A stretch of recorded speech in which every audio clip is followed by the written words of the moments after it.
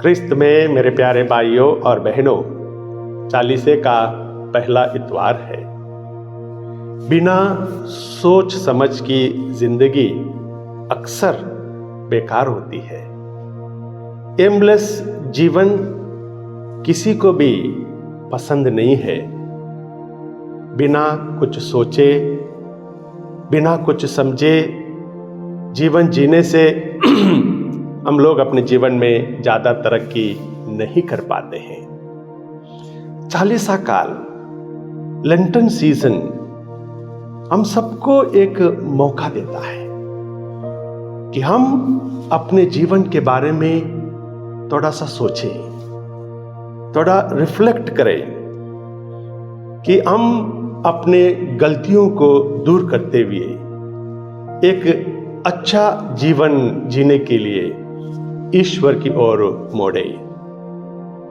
चालीसा काल का समय हमें दिया गया है कि हम थोड़ा ज्यादा प्रेयर करें, कि हम और थोड़ा ज्यादा चैरिटी करें, दूसरों की मदद करें, और हम थोड़ा ज्यादा फिजूल की खर्चे कम करें, एक उपवास पूर्ण जीवन बिताने की कोशिश करें। जो भी एक्स्ट्रा चलता है जिंदगी में उसे काटने की कोशिश करें। यह समय है कि हम अपने प्रायोरिटीज को सेट करें। It is a time of interior renewal, self discipline and self denial. ख्रिस्त में मेरे प्यारे भाइयों और बहनों, पवित्र जीवन जीने में एक बहुत बड़ा रोड़ा बनकर हम लोगों के सामने आ जाता है, वह है प्रलोभन, टेम्पटेशन। प्रलोभन हमें गुलामी की ओर ढकेल देता है, जैसा कि आदम और एवा को प्रलोभन में फंस गए और पाप के गुलाम बन गए। जैसा कि राजा दाऊद प्रलोभन में फंस गए, व्यभिचार करते हैं और पाप के गुलाम बन जाते हैं। प्रलोभन, टेम्पटेशन का एक उदाहरण आज का पहले पाठ में भी हम लोगों को पढ़ने के लिए मिलता है। इजरायली जनता मिस्र देश में गुलाम थी। आरंभ में वे वहां बसने गए थे, पर बाद में वे गुलाम बन गए। अपने बाल बच्चों को पालने के लिए भी वे स्वतंत्र नहीं थे। उन लोगों ने ईश्वर को पुकारा, प्रार्थना की, खूब प्रार्थना की, और ईश्वर ने शक्तिशाली कार्यों से उन्हें मुक्त किया। वे 40 वर्ष मरुभूमि में थे। जी हां प्यारे भाइयों और बहनों, मरुभूमि में वे विविध प्रकार के परीक्षाओं में पड़े, प्रलोभनों में पड़े। एक परीक्षा यह भी थी जब उन्हें यह विचार आया कि मिस्र में उन्हें भरपेट खाना मिलता था। वे वापस चले जाना चाहते थे। उन 40 वर्षों की स्मृति में प्रभु यीशु ने 40 दिन संपूर्ण उपवास किया, और यीशु ने भी उसी तरह की परीक्षाओं का सामना किया, टेम्पटेशंस का सामना किया। शैतान बहुत ही चतुर है, क्राफ्टी है। यीशु 40 दिनों तक निर्जन प्रदेश में उपवास करने के बाद वापस लौट रहे थे, और शैतान उनके सामने प्रलोभन की झोली लेकर खड़े हो जाते हैं। शैतान पूरी कोशिश करते हैं कि प्रभु को प्रलोभन में फंसाए। प्रभु भूखे थे और उनके सामने भूख मिटाने का प्रलोभन रखते हैं। प्रभु के सामने अधिकार दिलाने का प्रलोभन रखते हैं। प्रभु को सेफ जीवन बिताने का प्रलोभन रखते हैं। प्यारे भाइयों और बहनों, बहुत लोग भूख के सामने घुटने टेकते हैं, और शैतान का यह बहुत बड़ा हथियार है कि लोगों की भूख, जब लोग दिन रात भूख मिटाने के लिए मेहनत करते हैं, तो कहीं ना कहीं शैतान बीच में आकर उन्हें शॉर्टकट का रास्ता दिखाने लगते हैं। तब शैतान लोगों को भूख मिटाने के लिए शॉर्टकट का रास्ता दिखाता है, तो कहीं ना कहीं बहुत सारे लोग प्रलोभन में फंस जाते हैं।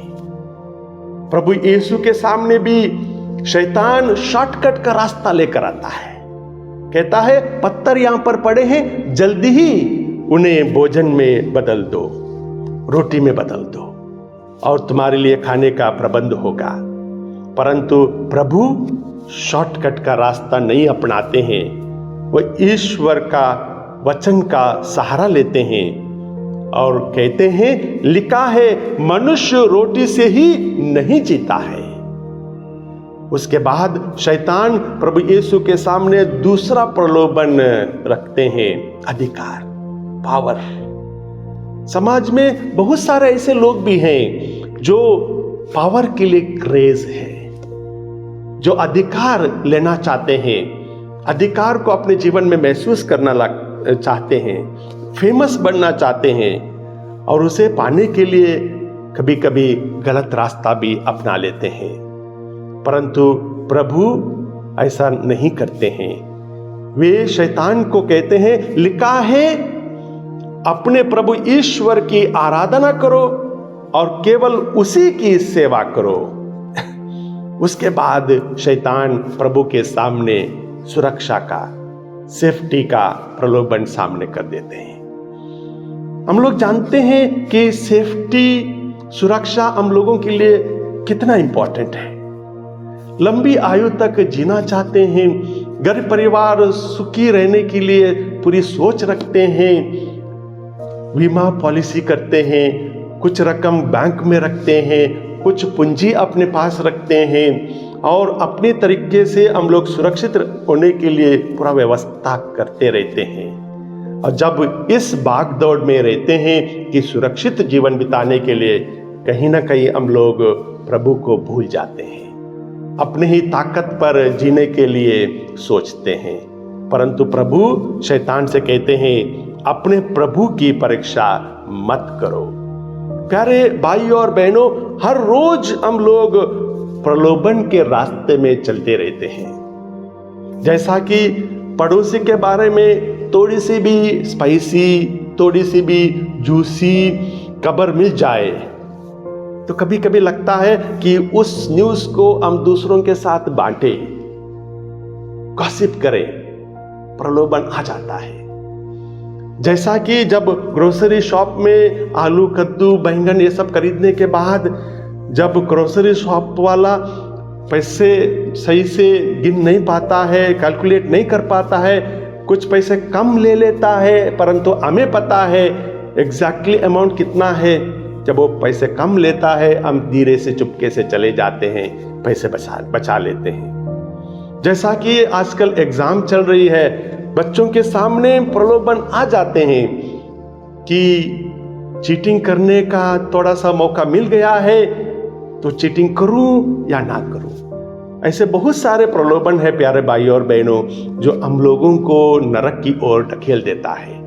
जैसा कि रिश्ते, गलत रिश्ते, कहीं ना कहीं बहुत सारे लोग प्रलोभन के कारण गलत रिश्ते में फंस जाते हैं। टीना एक बार अपनी दोस्त के साथ, सहेली के साथ यूरोप घूमने जाती है।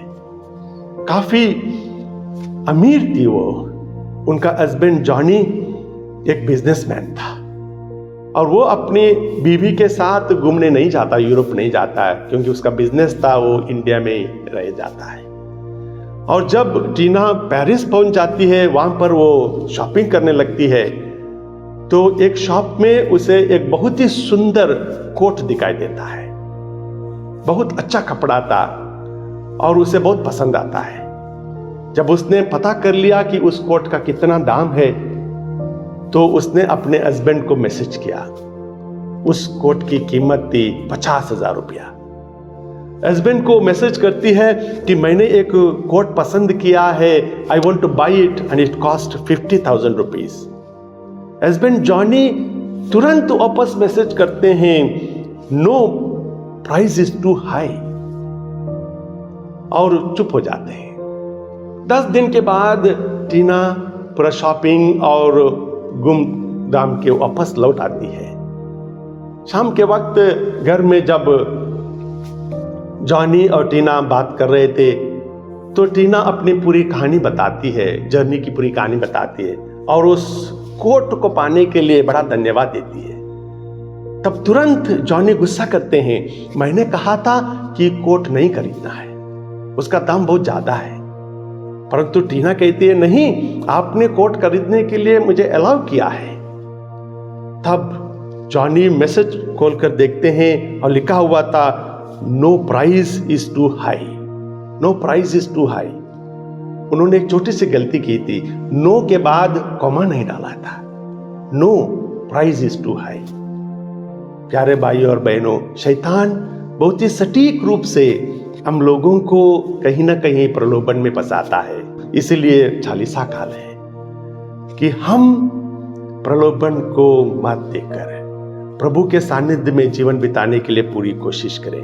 हम प्रलोभन को ना कहें और अच्छी तरह से चालीसा काल में एक अच्छा सुंदर जीवन बिताने के लिए प्रभु से मदद मांगे, आशीष मांगे। आमीन।